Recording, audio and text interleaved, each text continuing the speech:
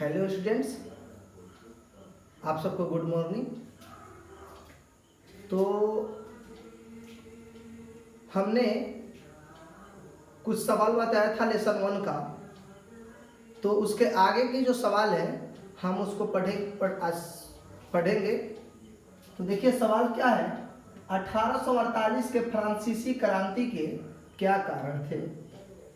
इसका अर्थ हुआ कि 1848 ईस्वी में फ्रांस में क्रांति हुआ था, लड़ाई हुआ था। वो उसके बारे में आपको बताना है कि आखिर किस लिए हुआ था। ठीक है, तो एक बात जरूर हम ध्यान रखेंगे, ये क्रांति कहाँ के, सवाल देखिए किस देश की है, फ्रांस की कहानी है, ये फ्रांस की क्रांति है। इस बात पर आप ध्यान रखेंगे। हमको 2 बातें याद रखनी है। हमने क्या आपको बताया था कि सबसे पहले आप लोग एक काम कीजिए, रटने की कोशिश मत कीजिए। आप पहला एक काम कीजिए ये कि आप रटिए मत, इसके भावनाओं को समझिए, इसमें जो सारांश है, इसकी कुछ कहानी है उसको आप समझिए और हमेशा 2 दिन पर इसको आप देखते रहिए, स्वयं याद हो जाएगा। तो देखिए जो 1848 में क्रांति हुआ था फ्रांस में, उस समय फ्रांस का राजा कौन था? फ्रांस का राजा कौन था? Louis Philippe. कौन था? लुई फिलिप था। 1848 में फ्रांस में क्रांति हुआ था, लड़ाई हुआ था। उस समय फ्रांस का राजा था लुई फिलिप।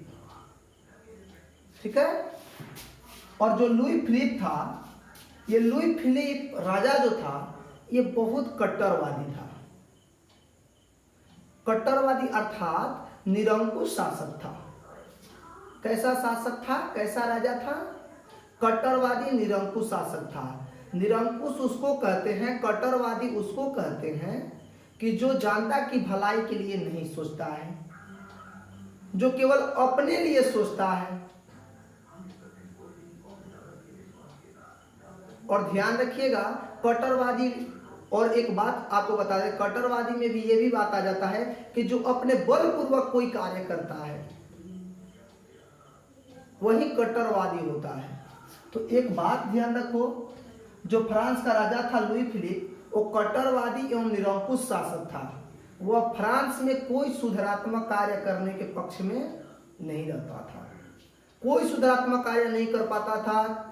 जनता जो बेरोजगारी थी फ्रांस में वो बढ़ती चली गई, कोई सुधारात्मक कार्य करने के पक्ष में नहीं रहता था।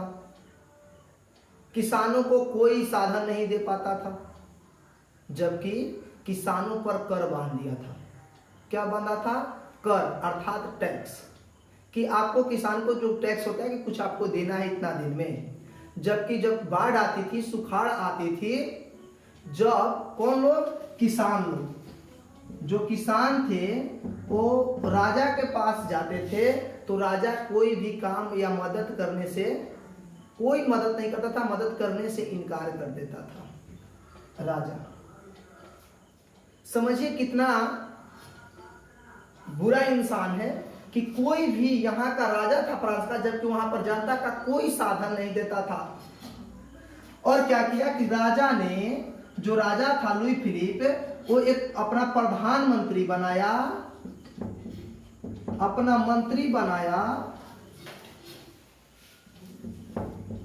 गीजो को 1840 ईस्वी में। जो राजा लुई फिलिप था वो प्रधानमंत्री बनाया, अपना अर्थात मंत्री बनाया, गीजो को बनाया 1840 ईस्वी में। जो गीजो था ये इतना निरंकुश था, ये लुई फिलिप से भी अधिक कट्टरवादी निकला। कौन निकला? ये जो गीजो था ये लुई फिलिप से भी कट्टरवादी निकला। अब समझिए कि जो राजा था फ्रांस में कोई सुधारात्मक कार्य करने के पक्ष में नहीं रहता था, किसानों पर कर बांध दिया था, टैक्स बांध दिया था, जबकि किसान जो थे वो देने में असमर्थ थे, अर्थात नहीं दे पाते थे। परंतु वो जबरदस्ती ही लुई फिलिप उन लोगों से टैक्स वसूलता था। और वो क्या किया कि गीजो को प्रधानमंत्री बनाया 1840 ईस्वी में। जो गीजो था वो लुई फिलिप से भी कट्टरवादी निकला। क्या हुआ कि देश में बेरोजगारी बढ़ती चली गई। जब आप किसानों को कोई सुविधा न देंगे तो बेरोजगारी फैलेगी, तो बेरोजगारी फैलती गई और यही कारण हुआ कि किसान और राजा में, ये दोनों में लड़ाई छिड़ गई। कब हुआ? 1848 में। 1848 में कारण था कि फिर राजा और किसान के बीच में लड़ाई चालू हो गई और वहां जो लुई फिलिप था राजा, ये जो राजा था लुई फिलिप, इसको क्या करना पड़ा? गद्दी छोड़कर फ्रांस से भागना पड़ा। समझ गए? ये कोई सुधारात्मक कार्य करने के पक्ष में रहता था, जबकि प्रधानमंत्री गिजो को बनाया, ये भी निरंकुश शासक निकला। क्लियर? 1848 के बस यही क्रांति का कारण था। यदि राजा अच्छा काम करता, जनता पर टैक्स नहीं बनता, जनता को हर सुविधा देता, किसानों को हर सुविधा देता, तो क्या ये युद्ध होता? ये क्रांति होता 1848 में? नहीं होता। ये कारण था, मेन राजा था, निरंकुश था, कट्टरवादी था। दूसरी सवाल,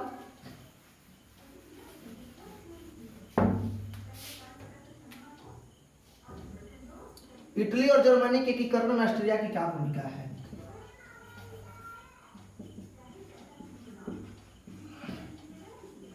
इटली और जर्मनी में ऑस्ट्रिया की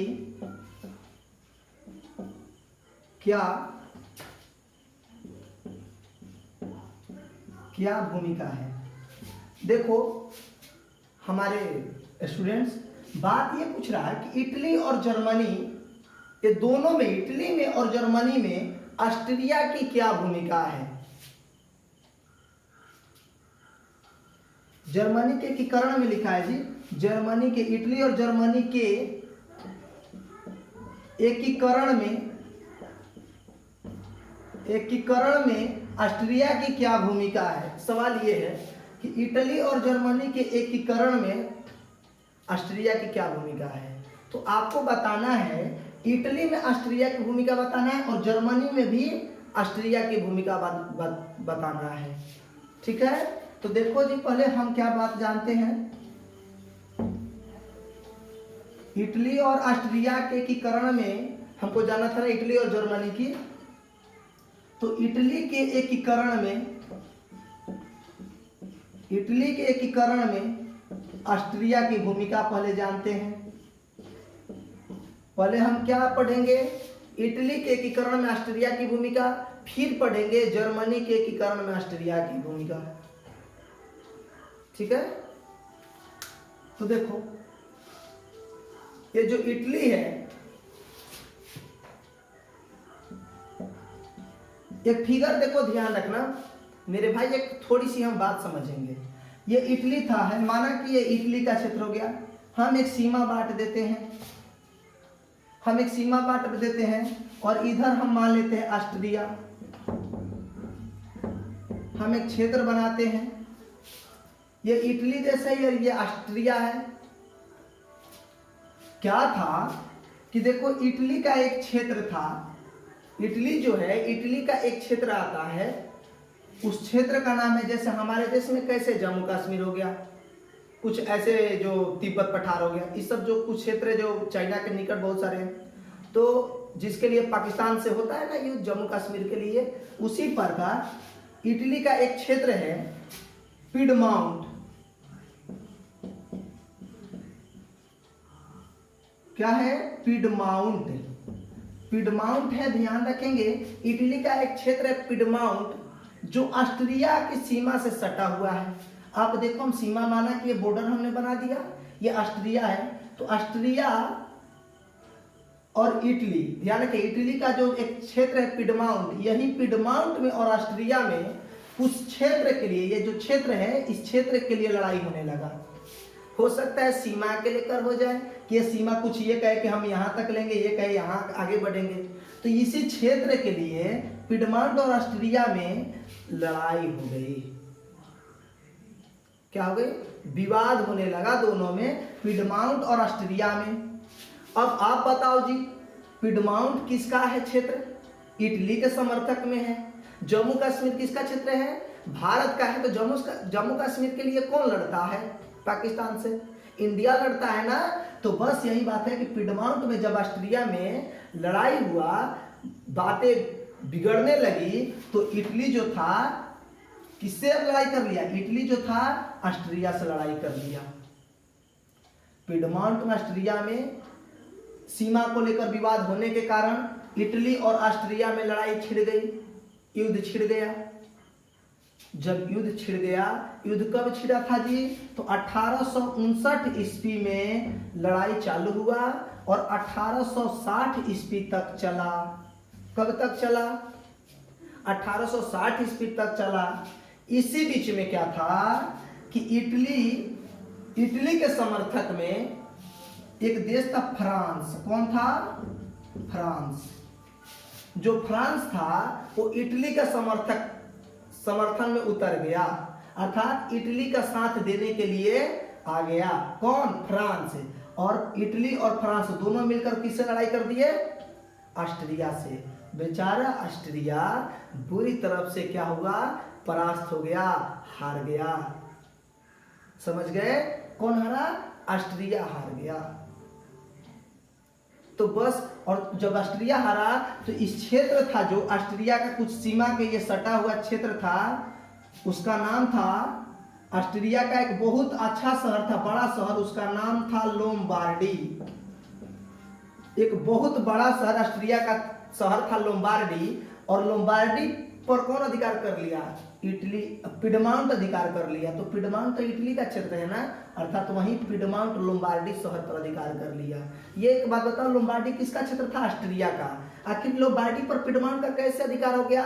तो भैया ऑस्ट्रिया जो था ना वो हार गया ना पिडमाउंट से, तो ये पिडमाउंट फिर क्या किया? ये तीनों मिलकर हरा दिया ऑस्ट्रिया को। इसीलिए पिडमाउंट इसके ऑस्ट्रिया का एक बड़ा शहर लोम्बार्डी था, उसी पर अधिकार कर लिया। समझ गए? तो क्या लिखेंगे? इटली और इटली के एकीकरण में ऑस्ट्रिया की भूमिका। तो ये लिखेंगे कि पिडमाउंट और ऑस्ट्रिया में सीमा को लेकर विवाद हो गया, जिसके कारण इटली और ऑस्ट्रिया में युद्ध आरंभ हो गया।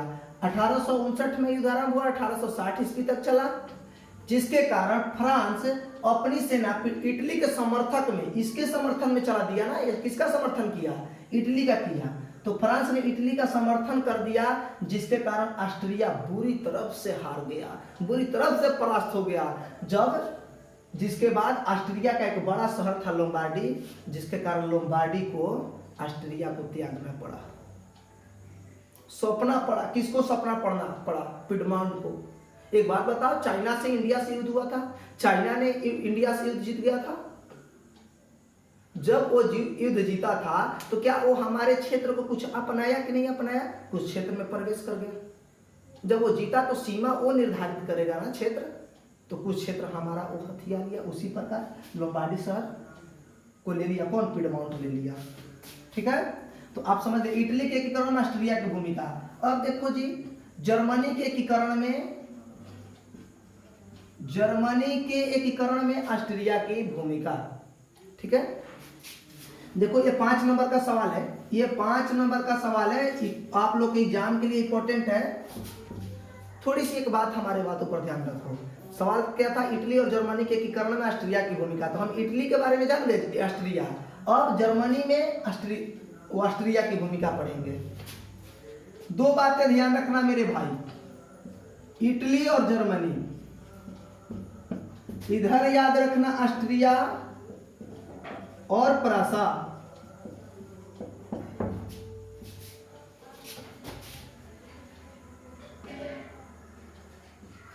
ये बात मेरे भाई अगर याद रख लेते हो तो 10 क्लास का जो क्वेश्चन है ना, हम आपको याद करते हैं, क्या बताए थे कि भैया पर भरोसा रखो, याद करवा देंगे। देखो, इटली और जर्मनी एक ऐसा मित्र था कि जब इटली पर यदि कोई देश आक्रमण करता था तो जर्मनी इसका साथ देता था।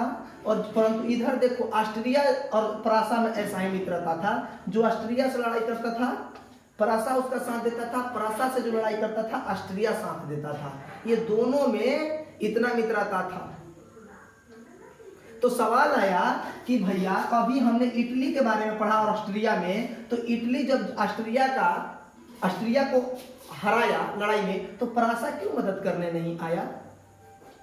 तो कैसे दो मित्रों के बीच में थोड़ी सी दरार पैदा हो जाती है तो दूसरे लोग मस्ती करने लगते हैं। तो सवाल ये होता है कि जरूर एक ना एक दिन दोनों भाई तो होगा ना साथ। अब देखना कि परासा कैसे ऑस्ट्रिया का साथ देता है और इटली का एक दोस्त जो जर्मनी है, जर्मनी को लोग क्या करता है, ये दोनों समझते हम लोग यही समझेंगे। तो जर्मनी की थोड़ी सी बात समझ ले, ऑस्ट्रिया की भूमिका।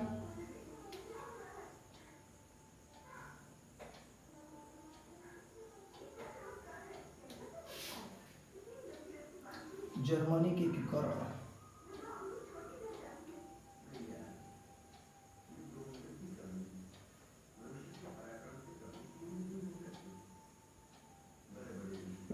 1806 में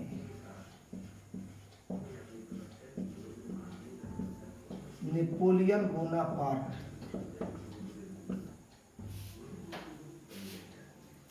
थोड़ा सा समझ लो जी, एक बात मेरी याद रखो, केवल एक बात ध्यान रखना, 1806 नेपोलियन बोनापार्ट। कहानी क्या है, दो बातें यहां पर फिर से हम आपको बता देते हैं। इटली जर्मनी याद रखिएगा, दोनों ये मित्र है, और ऑस्ट्रिया और परासा ये दोनों मित्र हैं। याद रखोगे ये कभी भी, ये हमेशा दोनों एक साथ रहता है, ये दोनों एक है, ये दोनों एक है। आगे हमने पढ़ा कि इटली ने ऑस्ट्रिया को कैसे हराया, अब थोड़ी ध्यान रखेंगे। 1806 की कहानी है, एक व्यक्ति था नेपोलियन बोनापार्ट। नेपोलियन बोनापार्ट ये किस देश का था? फ्रांस का था। नेपोलियन बोनापार्ट कहाँ का व्यक्ति था? ये शासक था फ्रांस का, और इसका जन्म हुआ था 1769 ईस्वी में। नेपोलियन बोनापार्ट फ्रांस का एक व्यक्ति था, शासक था, 1769 में फ्रांस में जन्म हुआ था। ये सवाल आया कि नेपोलियन बोनापार्ट का जन्म किस देश में हुआ था? फ्रांस में, 1769 ईस्वी में। कहानी ये क्या है कि नेपोलियन बोनापार्ट पूरे जर्मनी को जीत गया था, पूरे जर्मनी पर अधिकार कर लिया था नेपोलियन बोनापार्ट। और वो चाहता था क्या नेपोलियन बोनापार्ट? देखो सवाल क्या है, सवाल ये कि नेपोलियन बोनापार्ट अभी इटली का साथ दिया लड़ाई में ऑस्ट्रिया के खिलाफ, परंतु यही फ्रांस जो था साथ दिया, कि फ्रांस से साथ दिया था इटली का, और फ्रांस का शासक है नेपोलियन बोनापार्ट। और नेपोलियन बोनापार्ट देखो अब जर्मनी का साथ न देकर इस पर कैसे अधिकार कर रहा है। तो नेपोलियन बोनापार्ट जो था जर्मनी पर अधिकार कर लिया, पूरे जर्मनी को जीत गया और पूरे जर्मनी पर अधिकार जमा लिया। परंतु जो जर्मनी का कैसे होता है, उत्तरी भारत, दक्षिणी भारत, पूर्वी भारत, पश्चिमी भारत, उसी प्रकार जो जर्मनी था, तो जर्मनी माना ये जर्मनी है तो होता है ना उत्तर दक्षिण पूर्व पश्चिम, तो दक्षिणी जर्मनी के लोग, जर्मनी के दक्षिणी जर्मनी के लोग नेपोलियन बोनापार्ट का समर्थक नहीं करते थे, इसका विरोध करते थे। वो चाहते थे कि नेपोलियन बोनापार्ट हमारे देश से चला जाए। कहाँ के? जर्मनी के कौन से भाग के लोग? दक्षिणी जर्मनी के लोग। इसी बीच में क्या हुआ कि जब पता चला कि नेपोलियन बोनापार्ट का खिलाफ विद्रोह हो रहा है जर्मनी में, दक्षिणी जर्मनी के लोग, तब क्या किया कि ऑस्ट्रिया ने एक चाल रचा, एक षड्यंत्र रचा। उसने जर्मनी में गया और दक्षिणी जर्मनी के लोगों को अपनी ओर आकर्षित किया, अपनी ओर लाया। इसी बीच में दक्षिणी जर्मनी के लोग नेपोलियन बोनापार्ट का खिलाफ करने लगे, और ऑस्ट्रिया और परासा दोनों मिलकर दक्षिणी जर्मनी में चले गए और वहां के लोगों को अपने में मिला लिया। और धीरे धीरे नेपोलियन बोनापार्ट को जर्मनी से वहां से क्या किए? पलायन कर दिया, भगा दिया। और नेपोलियन बोनापार्ट वहां से भाग गया, किसके कारण? ऑस्ट्रिया और परासा के कारण। और ये फिर दोनों मिलकर क्या किया कि पूरे जर्मनी पर अधिकार जमा लिया, पूरे जर्मनी पर अधिकार जमा लिया। जबकि समझ लो जी कैसे हुआ, समझे? बस यही। तो आप कैसे लिखेंगे जर्मनी के एकीकरण में ऑस्ट्रिया की भूमिका? तो लिखेंगे कि 1806 में नेपोलियन बोनापार्ट पूरे जर्मनी पर अधिकार जमा लिया, परंतु दक्षिणी जर्मनी के लोग नेपोलियन बोनापार्ट का समर्थक नहीं करते थे, जिसके कारण ऑस्ट्रिया और परासा ने मिलकर नेपोलियन बोनापार्ट को जर्मनी से भगा दिया और पूरे जर्मनी पर अधिकार कर लिया। समझे? पसंद आया? फिर अगला आप एक काम करेंगे, जो आप लाइक ना किए हैं, सब्सक्राइब ना किए हैं, तो आप कर दीजिए, ताकि मैं जो भी वीडियो डालूं तो आप लोग के पास चला जाए।